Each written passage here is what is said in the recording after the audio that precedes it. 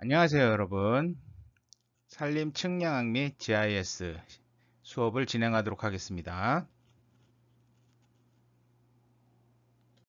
자, 이어서 산림 분야에서의 측량의 활용 계속하도록 하겠습니다.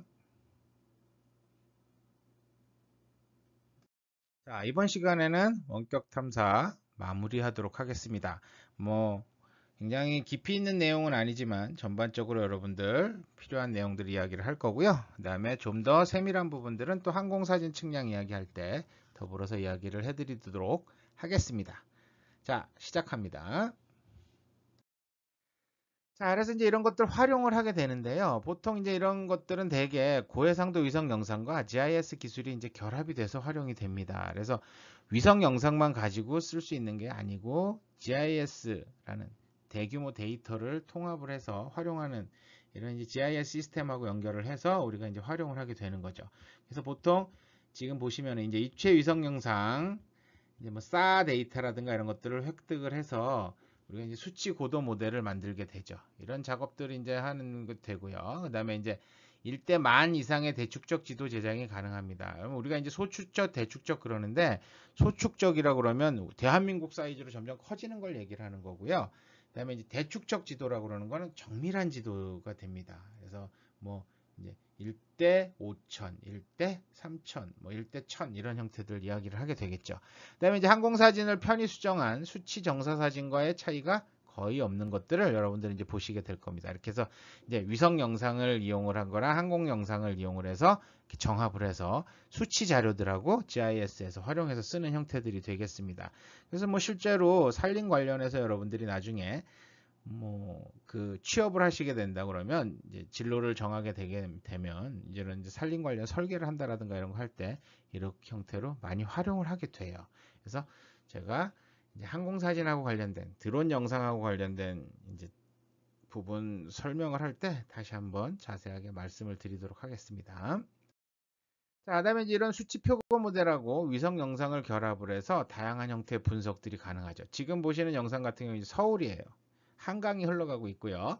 GIS 작업을 통해서 서울 지역의 이제 수치 지형 자료를 이용해서 우리가 수치 표고 모델을 생성하게 되고요.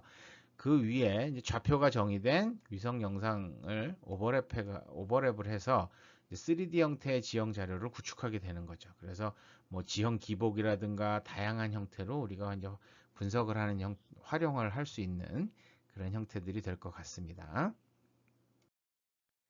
자, 다음은 이제 또 산림에 대한 원격 탐사 기법의 활용 가능성을 한번 알아볼 건데요.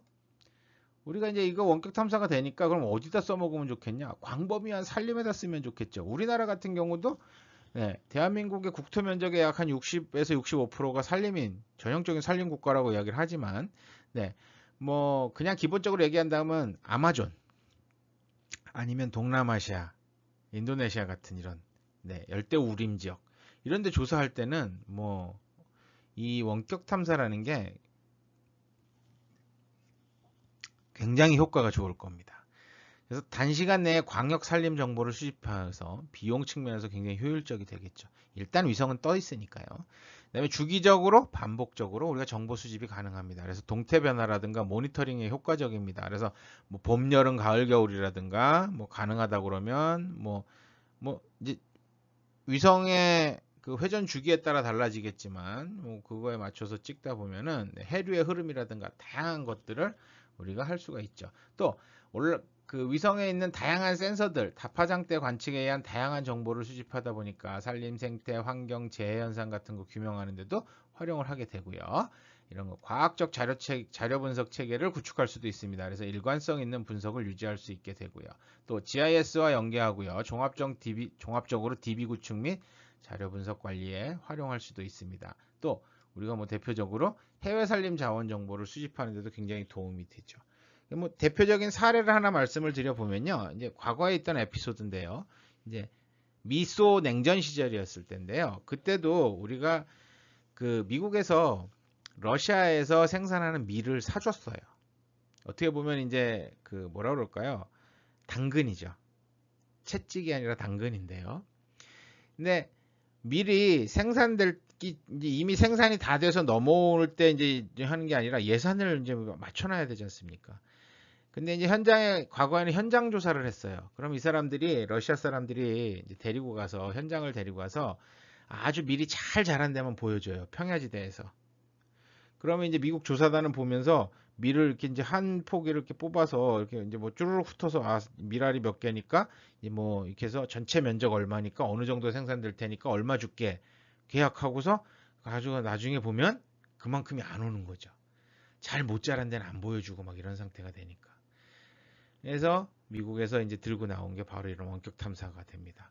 인공위성이 쫙 다 스캔을 하고요, 지상을. 밀밭을 다 분리를 해내갖고, 밀밭에 이제 그, 아까 활력도 분석 같은 게 된다고 그랬잖아요. 그런 걸 이용을 해서, 네. 추수량이 어느 정도 될지를 이제 계산을 해내는 거죠. 추정을 해서, 이제 그거에 맞춰서 예산을, 이제 가격을 제시를 합니다. 그러다 보니까 이제 이건 너무 싸다 안 된다 러시아에서 얘기하는데 소련에서는 얘기를 하는데 근거 자료를 내놓고서 자 그럼 그 지역을 가보자 거기는 다 죽었더라 가보자 가보면 다 죽었죠.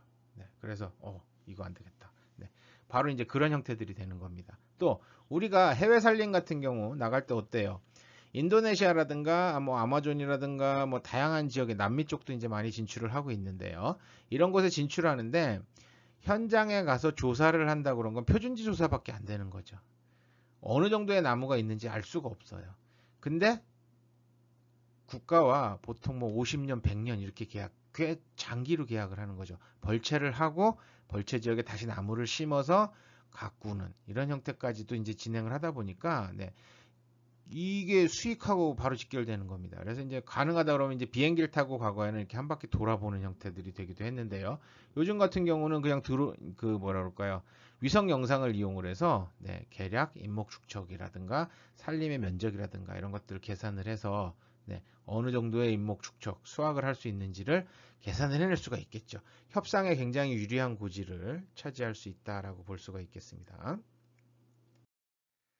자, 그래서 이제 이런 것들을 이제 임업적으로 어떻게 활용을 할 수 있냐, 다양한 분야가 될 텐데요. 산림 자원 관리라든가 산지 이용 분야, 그다음에 산림 생태 분야, 산림 환경, 산림 재해 분야, 해외 산림 정보 수집, 위협 관리, 휴양림 관리 같은 데에서도 다양하게 쓸 수가 있습니다.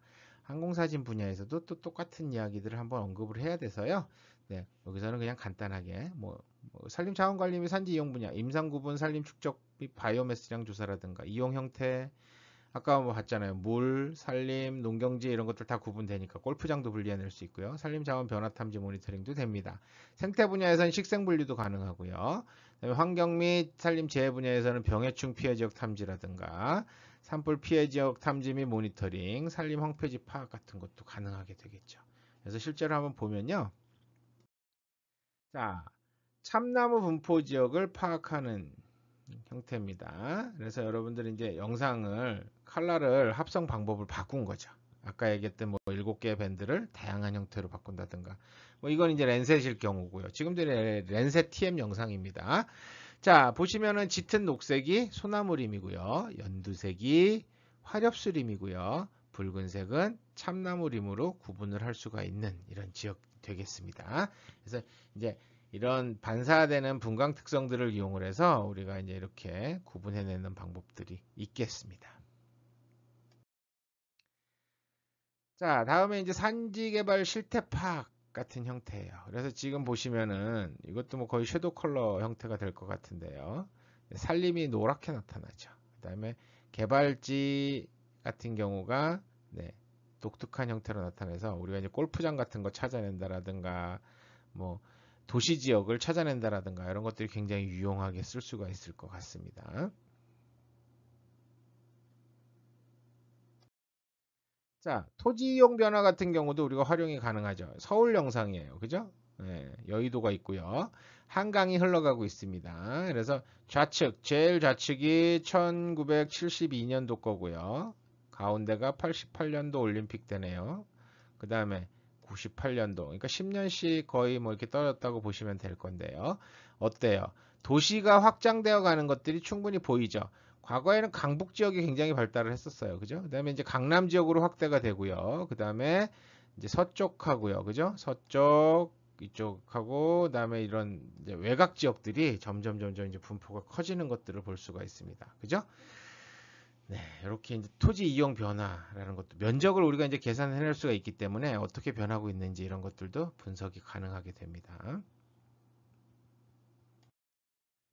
자, 지금 보시는 거는 이제 산림재해 모니터링하고 관련된 영상입니다. 그래서 96년도 산화지하고요. 같은 이제 했는데 이제 4월 달 산불 발생 직후 하고요. 그다음에 이제 한 5개월 정도가 이제 경과한 다음에 변화상을 이제 분석하는 형태들이 되는데 이제 똑같은 분석 그 영상 밴드를 이용한 건 아닙니다. 그러다 보니까 이제 영상이 좀 차이가 발생을 하는데요. 색감이 이제 왼쪽 같은 경우는 산화지를 두드러지게 표시하기 위한 그런 이제 기법을 이용을 했던 거고요. 네, 오른쪽 같은 경우도 우리가 보는 이런 트루 컬러 영상은 아닙니다. 그래서 이제 어쨌든 그 영상의 차이를 이용을 해서 우리가 저기가 산화지라는 것을 구분을 할 수 있고요. 산화지가 어떻게 변하고 있는지도 알아볼 수가 있겠죠. 자, 그다음에 이제 이번에는 과거에 그 산림과학원하고 관련돼서 강의 자료를 이제 활용을 하던 건데요. 네. 그 임진강 유역의 수자원 개발 타당성 검토라고 그래서 우리가 이제 개성 위쪽, 개성공단 위쪽으로 네, 임진강 상류 지역에 이제 댐을 만들어서 우리가 뭐 소양강 댐이나 이런 것처럼 댐을 만들어서 이제 북측에 이제 수력 발전도 하고 물도 용수도 공급하고 뭐 이런 것들을 이제 할 수 있을까 하는 것들을 미리 이제 우리나라 쪽에서 미리 연구를 해본 거죠. 현장을 가볼 수는 없었겠습니다. 그럼 어떻게 했을까요? 당연히 원격 탐사 자료를 이용을 했겠죠. 위성 영상을 이용을 하고요. 그다음에 GIS 데이터들을 이용을 해서 우리가 이제 수계를 구분을 해내고 그래서 지금 보시면 오른쪽에 이렇게 수계망이 구분이 된 것들하고요. 유역 경계도 만들어진 거죠. 그래서 이천댐 유역이고요. 백학댐 유역이 이제 만들어질 겁니다. 이렇게 만들어져서 자, 지금 보시는 여기가 빨간색 라인 3개가 휴전선입니다. 북쪽에서 이제 이천댐과 백학댐을 만들었을 때 어떻게 변할 것인가 라는 것들이 이제 연구가 된 겁니다. 그래서 보시면 자, 이천댐 설치 전입니다. 그쪽 지형을 아까 이제 얘기했듯이 우리가 3D 영상처럼 네, 그러니까 수치 지형 자료를 이용해서 DM을 만들고요. 그죠? 그 DM 위에 지금 위성 영상을 오버레이 시켜 놓은 상태가 될 거고요. 여기에서 댐을 설치했을 때 어떻게 변하는지. 그래서 댐을 설치하고 나니까 네, 이 지역들 물이 어디까지 침수가 되는지를 우리가 이제 만수였을 때 침수되는 범위를 계산을 해낼 수가 있는 거죠. 그럼 이걸 계산을 하면은 우리가 물을 어느 정도로 저장할 수 있는지 네, 최적도 계산을 해낼 수가 있는 거죠. 그래서 이제 물을 어느 정도 저장할 수 있고 어디까지 침수가 될 거고 이런 것들을 이제 확인해 볼 수가 있겠습니다. 자, 백학댐도 마찬가지예요. 이제 그 이천댐 아래에 있던 거죠. 백학댐이 아마 여기쯤 위치할 건데요. 넘어가게 되면은 이렇게 설치를 하면은 댐을 만들면은 네, 백학댐 이후에 설치 이후에 어디까지 침수가 되는지 이렇게 그다음에 유량 그러니까 수자원 양은 얼마가 되는지 이런 것들을 계산할 수 있도록 분석을 했던 자료 중에서 일부 영상들만 여러분들한테 간단하게 보여드리고 있습니다. 자, 그래서 이제 내용을 정리해 보면 고해상도 자료를 이용해서 정밀한 분석을 이제 수행을 한 거고요. 댐에 어디다 설치하는 게 좋은지 시설 적지를 찾는 데 도움이 되고요. 자연환경 및 사회 경제적 결정인자의 선정 및 분석을 통한 대안을 도출하게 되는 거죠. 그래서 댐 위치를 바꿔가면서 네, 이 댐 대상지를 뭐 A, B, C, D 이렇게 1안, 2안, 3안, 4안 뭐 이런 식으로 만들어 놓고서 거기에 했을 때 용수량 우리가 이제 수자원 양은 어느 정도가 되고 침수는 어디까지 되고 어떤 문제가 생길 거고 이런 것들을 다 이제 해볼 수 있는 거죠. 그래서 시설 적지 대안별 타당성이나 경제성을 검토를 해볼 수가 있고요.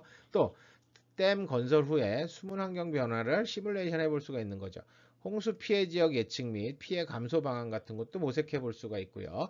댐 유역의 생태계 관리 방안 같은 것도 제시를 할 수가 있게 되는 거죠. 분석에서 아마 끝난 걸로 알고 있습니다. 그죠? 그 뒤로 사이가 별로 안 좋아져서 네, 그냥 흐지부지 돼서 없어지지 않았나라고 생각이 돼요. 자, 그래서 우리가 원격 탐사에 대한 이야기를 뭐 쭉 여러분들하고 이야기를 진행을 했고요. 그다음에 교재 안에 제가 이제 참고한 내용들은 참고를 했다고 다 이제 태그를 달았습니다. 그리고 이제 뭐 주로 이제 우리가 교재를 참고한 부분들은 지금 참고 문헌란에 여러분들 표시를 해놓아드렸고요.